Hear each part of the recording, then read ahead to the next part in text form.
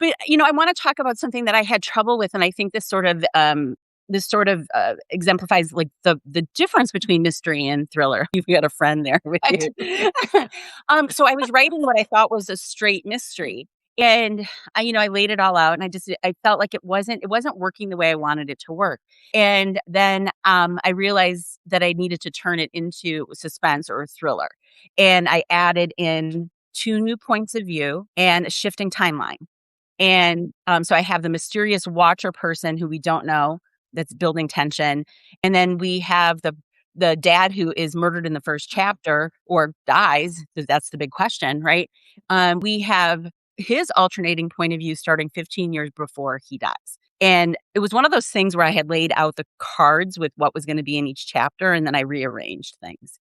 And I'd never done that before because 'cause I'm not, like, really an index card kinda, like, plotter person.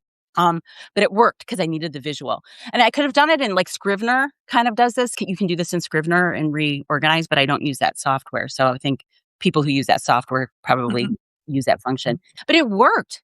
I didn't know it worked till other people read it, right? I hoped it Right. worked. But I love that, and I love reading that kind of stuff. So Yeah.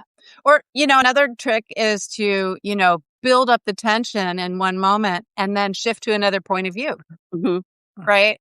So you keeping the reader waiting. Wait, what happened? And Yep. and then you're actually in someone else's head for a moment, not, knowing, and then you come back to it.